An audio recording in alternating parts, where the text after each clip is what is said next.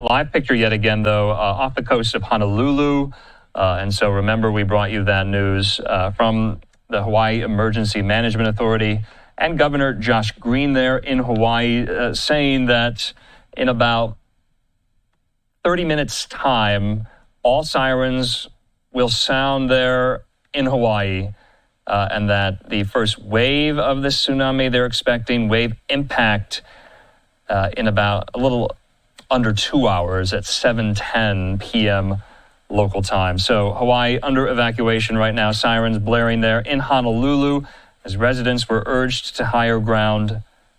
Now remember, other tsunami warnings, the National Tsunami Warning Center based in Alaska issued a tsunami advisory for parts of California, Oregon, and Washington. This was an 8.8 magnitude earthquake here. Let's get back, though, to our friends at Fox Weather, including there Steve Bender. He joins me. And Steve, thanks for being with us. I know you've been following this so extremely closely. And help us make sense. How did we get here today? Walk us back to when you guys first heard. I was actually on Fox Weather covering what was happening in the Midwest. We're talking about severe storms, and the word came in, hey, we had a major earthquake just off the coast of Russia. And so we're thinking, okay, is that going to impact us, right? We're thousands of miles removed, over 3,100 miles removed. When you're talking about Hawaii, then you start looking at areas like the West Coast, over 3,400 miles away. So dramatic difference in between the Pacific Ocean, of course, but initially this came in and it was an 8.0 earthquake magnitude. This was massive. That in and of itself caused alarm because of the close proximity to the Aleutian Islands in Alaska. Then we got an update about 45 minutes after that. It was an 8.7. That brings it to a different category. And then from there, now the final measurement, 8.8 magnitude 8.8. And that may not seem like much of a difference at 8.7 to 8.8, but actually the energy dispersed out is 1.5 times, roughly 1.5 times greater out of that just 0.1 when you see that difference here. But to set the stage here, what we're looking at is about 8 miles off the east coast of Russia. And with that, Russia felt the impacts right away. This was something that we had seen off of social media coming in, that coastal communities, this wave was coming in. So there was that confirmation of a tsunami. Now, the warnings initially were just for Russia and Japan. We had watches out for Guam, Hawaii, the Aleutian Islands, and this eventually evolved. And we'll get to where we stand now, but to put this in perspective, an 8.8, I mean, we are now at number 6 tied all time ever. And when you think about in recent times, what is the strongest earthquake that we have since then? We have to go back to 2011. So it's been nearly 15 years since we've had that. But for this region, it is extremely active. This is the Northern Pacific and the Bering Sea. It's actually known as the Aleutian megathrust. It's those tectonic plates that are always battling each other. And with this, to give an actual analog year, because each one of these earthquakes is dramatically different. Where the epicenter was, how deep it is, where is that dispersion of energy with the wave energy, and where will it make its impact? I mean, the best year you can even compare this to was actually number 5 of all time in that same area of Russia, Kamchatka, where you're looking at 1952. So nearly 70 plus years ago would be what you're looking at as an analog year, a reference. Here's over the past 12 hours showing you just how active this has been. The maximum we've talked about 8.8. Look at the aftershocks, the number of aftershocks, 38 of them in just a 12-hour window. So it shows how active this area has been. After that 8.8, the strongest aftershock was a 6.8. That in itself will get your attention. So that's where we stand as of right now. Now let's talk about the impacts that we're anticipating ahead. For Hawaii, we are getting closer and closer to this making its impact. Anywhere around 7:10 to 7:20 local time is when we're expecting those initial impacts. The sirens are going to sound, as you had mentioned, with the governor there. They've actually been ongoing here for hours now. The message has been getting out, and that's a good sign that people are taking this seriously. My concern would be how popular Hawaii is, of course, during the summertime, families going out there and people not having the messaging. The sirens, I think, took care of that. What we're looking at right now, Hilo, their airport has suspended all activity because they want to be able to use this as a place to disperse emergency crews if there are any impacts on the islands. We have noticed out of Honolulu, Maui, and I know you've been doing a great job showing the camera vantage points, people clearing out, but there's also been massive traffic jams. And so the concern here is to get to higher ground.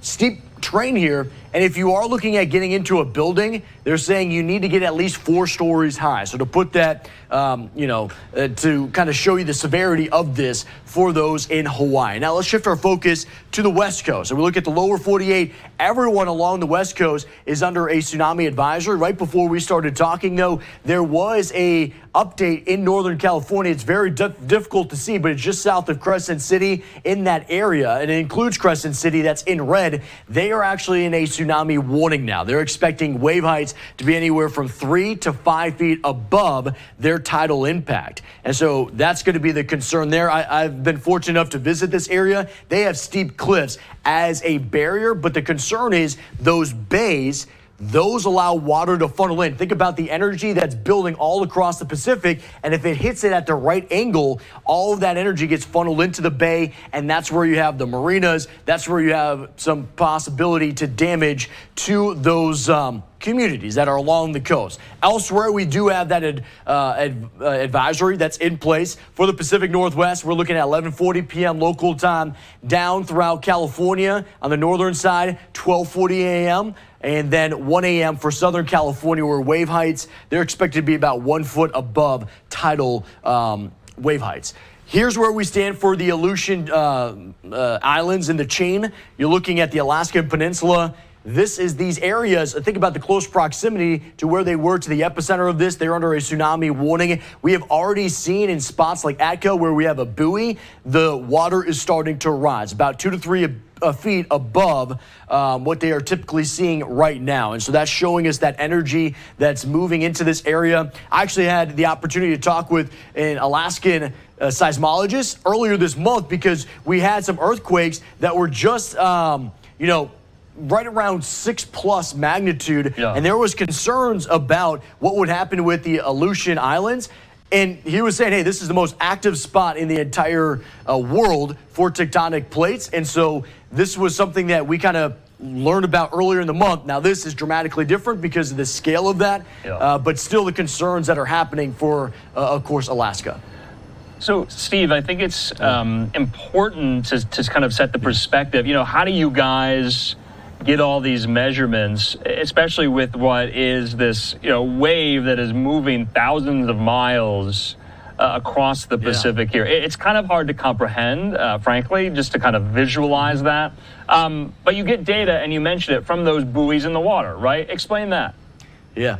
That's our best opportunity to get data, because to your point, this is going to be, it's in the biggest body of water on our planet, right? The Pacific, it's on the other side of the Pacific, and so there's going to be that latency factor, and there's going to be a delay in getting that information. And so that's why it's so important to have those buoys that are either off of the Russian coast, off towards, Alaska and the Aleutian Islands, out towards Hawaii. That's going to get your first sense of what is the wave activity, and a lot of this energy is actually below the surface. You're going to see this because, the Pacific is deep. The epicenter of this earthquake was 46 miles deep. And so that entire column of water is now being forced across 3,000 to 4,000 miles of the Pacific, and it's not losing its energy. It's just dispersing it outward, becoming more of a broad wave. But for those that are in Hawaii or out on the West Coast, especially since it's happening overnight, you're not going to be able to see that wave approaching. So you have to trust what we're seeing out of those buoy measurements when they start to lift, that there's a wave, a wall of energy that's moving underneath the water that's going to be coming in to these coastal communities. And that's our best sense of what is happening, and using data from prior earthquakes. And so when we're looking back about 1952, that would be your best opportunity. What happened out of that earthquake? This could play out again now. Yeah, the tsunami detection systems, even since 10 years ago, are so much better, so much more improved than they are.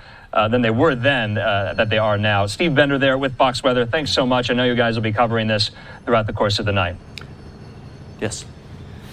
Okay, in the meantime here, I want to go back, though, to some of these posts on social media, including there from President Trump. Let's take this here.